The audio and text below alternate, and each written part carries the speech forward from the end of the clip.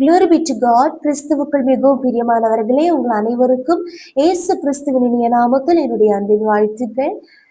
நம்முடைய தேவனாகிய கர்த்தர் அவர் வாக்குத்தத்தங்களில் உண்மையுள்ளவர், வாக்கு மாறாதவர். தேவன் ஒரு வாக்குத்தத்தத்தை அவர் சொன்னார், நிச்சயமாகவே அவர் சொன்னதை செய்வார். அவர் நிறைவேற்றுகிற தேவனாயிருக்கிறார். Praise the Lord. வேத புத்தகத்தை நாம் வாசிக்கும் போது அநேக வாக்குத்தத்தங்களை, அவை வாக்குத்தத்த வசனங்களை நமக்கு வாசிக்க முடியும், தியானிக்க முடியும். ஆமென். அந்த வசனத்தின்படி நமக்கு ஜெபிக்க முடியும். நிச்சயமாகவே அந்த வாக்குத்தத்தங்கள் வசனங்கள் நம்முடைய வாழ்க்கையிலே கடந்த நாட்களில் நிறைவேறிச்சு, இப்போது நிறைவேறி கொண்டிருக்கிறது. இன்னும் அந்த வாக்குத்தத்த வசனங்கள் நம்முடைய வாழ்க்கையிலே நிறைவேறும். ஆனால் தேவன் நமக்கு தந்த எல்லா வாக்குத்தத்த வசனங்களிலேயும் எல்லாவற்றிலேயும் மேலான ஒரு வாக்குத்தத்த வசனத்தை இன்றைக்கு கர்த்தர் நமக்கு வெளிப்படுத்தி இருக்கிறார். வாசிப்போம். அப்போஸ்தலனாகிய யோவான் எழுதின 1 நிருபம் 2 அதிகாரம் அதனுடைய 25வது வசனம். நித்திய ஜீவனை அளிப்பேன் என்பதே அவர் நமக்கு செய்த வாக்குத்தத்தம். 1 John chapter 2 verse 25. And this is what he promised us, eternal life. Amen. எல்லா வாக்குத்தத்த வார்த்தைகளை நம்ம கேட்டு பூமியிலே நம்ம சந்தோஷமாக சமாதானமாக செழிப்பாக வாழ்ந்து நித்திய நரகத்திலே தள்ளப்படுகிறவர்களாக அல்ல, பூமியிலேயே கர்த்தர் ஆசீர்வாதங்களையும் நன்மைகளை நமக்கு தருவார். ஆனால் அநேக பாடுகள் வழியாக பரலோக ராஜ்யத்திலே பிரவேசிக்க வேண்டியதா இருக்கிறது. விசுவாசத்தை நம்ம நிலைத்து நின்றால் நித்திய ஜீவனை அளிப்பேன் என்று கர்த்தர் நமக்கு தந்திருக்கிற அந்த வாக்குத்தத்தத்தை பெற்றுக்கொள்ள முடியும். Praise the Lord. அதை விட பெரிதான வாக்குத்தத்தம் எதுவுமே இல்லை. I mean, he promised us eternal life. நித்திய காலமாக இயேசுவோடு கூட வாழ்கிற ஒரு அனுபவம், மரணம் இல்லாத நாடு, துக்கம் இல்லாத, கண்ணீர் இல்லாத, ஆமென் ஸ்தோத்திரம், எப்போது ஆனந்தமும் ஆனந்த களிப்பும் சந்தோஷமும் ஆமென் ஹல்லேலூயா மகிழ்ச்சியுமா இருக்கிற அந்த பரலோக ராஜ்யத்தின் அந்த சந்தோஷத்தை ஆமென் ஸ்தோத்திரம் நித்திய ஜீவகாலமாக அனுபவிக்க கர்த்தர் நமக்கு வாக்குத்தத்தம் செய்திருக்கிறார். ஆனால் ஆமென் ஸ்தோத்திரம் நாம அந்த வசனத்திலே நிலைநிற்கணும். அதனுடைய முந்தின வசனத்திலே வாசிக்கிறோம். ஆகையால் ஆதி முதல் நீங்கள் கேள்விப்பட்டது உங்களை நிலைத்திருக்க கடவது. ஆதி முதல் நீங்கள் கேள்விப்பட்டது உங்களை நிலைத்திருந்தால் நீங்களும் குமாரனிலும் பிதாவிலும் நிலைத்திருப்பீர்கள். ஆதி முதல் நம்ம கேள்விப்பட்ட காரியங்கள், நம்ம இயேசுவை பத்தி அறிகிற ஆமென் ஸ்தோத்திர நேரத்துல சுவிசேஷமாக நம்ம கேட்கும் போது நம்ம இதுதான் கேட்போம். ஹல்லேலூயா. இயேசு கிறிஸ்துவை விசுவாசித்தா நித்திய ஜீவன் கிடைக்கும், பரலோகத்திலே போக முடியும், பரலோக சந்தோஷத்தை அனுபவிக்க முடியும். ஹல்லேலூயா. ஆதி முதல் நம்ம கேள்விப்பட்ட காரியத்துல இப்போது நிலை நிற்கணும். ஆனால் இந்த காலத்துல எது நடக்கிறது? அதே அதிகாரம் அதனுடைய 18வது வசனத்துல வாசிக்கிறோம். பிள்ளைகளே, இது கடைசி காலமா இருக்கிறது. அந்தி கிறிஸ்து வருகிறான் என்று நீங்கள் கேள்விப்பட்டபடி இப்பொழுதும் அநேக அந்தி கிறிஸ்துக்கள் இருக்கிறார்கள். அதனாலே இது கடைசி காலம் என்று அறிகிறோம்.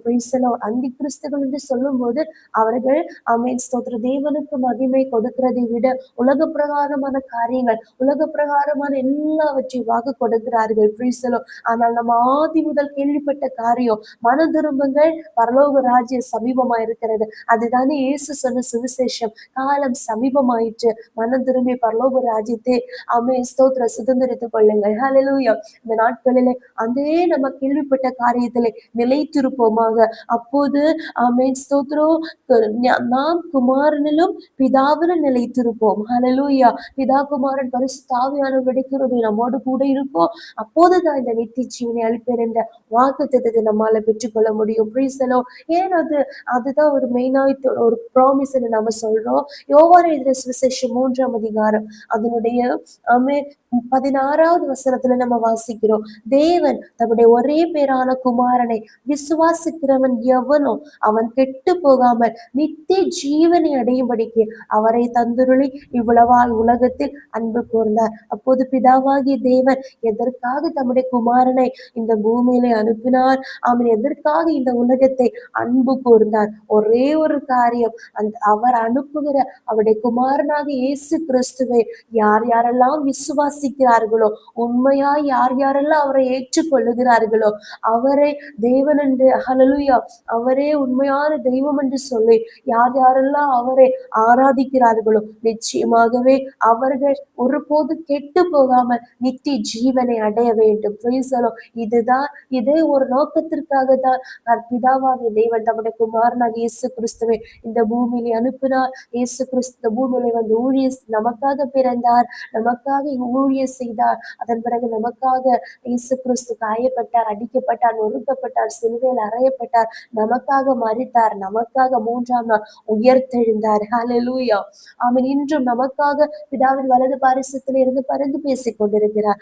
அப்போது அவர் பிதாவாகிய தேவன் சொந்த குமாரன் என்று கூட பாராமல் நமக்காக ஒப்பு கொடுத்தார். ஹல்லேலூயா. அவரோடு கூட எல்லாவற்றையும் நமக்கு அருளுகிறதற்காக, நிச்சயமாக அது உண்மையான காரியம். அவரோடு கூட அவரை நம்ம விசுவாசித்தால் முதலாவது நமக்கு கிடைக்கிற வாக்குத்தத்தம் நித்திய ஜீவன். ஹல்லேலூயா. இந்த நாட்களிலே அந்த விசுவாசத்திலே எந்த குறையும் வராதபடிக்கு, விசுவாசத்திலே எந்த அவிசுவாசமுள்ள இருதயம் வராதபடிக்கு, கஷ்டமோ நஷ்டமோ வியாதியோ பலவீனமோ துன்பமோ நன்மையோ ஸ்தோத்திரம், வருங்காலமோ நிகழ்காலமோ எதிர்காலமோ மரணமோ ஜீவனோ ஸ்தோத்திரம், எதுவானாலும் கிறிஸ்துவின் அன்பிலை நிலைத்திருப்போமாக. நிச்சயமாக நித்திய ஜீவனை சுதந்திரித்துக் கொள்வோம். ஆமென். ஹல்லேலூயா. ஆனால் நித்திய ஜீவனை சுதந்திரித்துக் கொள்ள வேண்டும் என்றார் இன்னும் ஒரு காரியத்தை அப்போஸ்தலனாகிய யூதா வெளிப்படுத்துகிறார். ஆமென். அப்போஸ்தலனாகிய யூதா எழுதின நிருபம் அதனுடைய 20-21 வசனங்கள். நீங்களோ பிரியமானவர்களே, உங்கள் மகா பரிசுத்தமான விசுவாசத்தின் மேல் உங்களை உறுதிப்படுத்தி கொண்டு பரிசுத்த ஆவிக்குள் ஜெபம் பண்ணி தேவனுடைய அன்பிலே உங்களை காத்து கொண்டு நித்திய ஜீவனுக்கு ஏதுவாக நம்முடைய கர்த்தராகிய இயேசு கிறிஸ்துவனுடைய இரக்கத்தை பெற காத்திருங்கள். ஹல்லேலூயா. நம்முடைய சுய புத்தியின் மேல் நம்ம சாய்ந்தால், இல்லாவிட்டால் நம்முடைய டேலண்ட்ஸ்னாலே, நம்முடைய வசன ஞானத்தினாலே, ஹல்லேலூயா, நமக்கு இருக்கிற இந்த வேத புத்தக அறிவினாலே நமக்கு அந்த பரலோக ராஜ்யத்திலே பிரவேசிக்க முடியாது, நித்திய ஜீவனை அடைய முடியாது. இந்த நாட்களிலே நம்ம விசுவாசிக்கிற விசுவாசம், அது இயேசுவை விசுவாசித்தால் நன்மை கிடைக்கும், ஆசீர்வாதம் கிடைக்கும், விடுதலை கிடைக்கும். மட்டுமல்ல, இயேசு கிறிஸ்துவை விசுவாசித்தால் நம்ம நித்திய ஜீவன் கிடைக்கும். மகா பரிசுத்தமான தேவன் அவர். ஹல்லேலூயா. சோதரா, அதே யூதா எழுதின நிருபம் 5ஆம் வசனத்திலே வாசிக்கிறோம். நீங்கள் முன்னமே அறிந்திருந்தாலும் நான் உங்களுக்கு நினைப்பூட்ட விரும்புகிறது என்னவெனில், கர்த்தர் தமது ஜனத்தை எகிப்து தேசத்திலிருந்து வரப்பண்ணி ரட்சித்து பின்பு விசுவாசியாதவர்களை அழித்தார். கர்த்தர் எதற்காக தம்முடைய ஜனத்தை எகிப்திலிருந்து ரட்சித்து கொண்டு வந்தார்? பரிசுத்தமான தேவனை ஆராதிக்கும்படியாக, அவர்களை பரிசுத்த ஜாதியாக மாற்றி அவர்களை பிரித்தெடுக்கப்பட்டவர்களாக பரிசுத்த ஜனமாக கர்த்தர் அவர்களை வெளியே கொண்டு வந்தார். ஆனால் ஸ்தோத்திரம் ஸ்தோத்திரம், அவர்களுக்கு மன்னா கிடைத்தது. ஹல்லேலூயா. தண்ணீர் மதுரமாயிற்று. ஒவ்வொரு காடைகள் கிடைத்தது. நான் நிறைய ஆசீர்வாதங்கள் கர்த்தர் வனாந்திரம் வழியாக செழிப்பாக அவர்களை நடத்தி கொண்டு வந்தார்.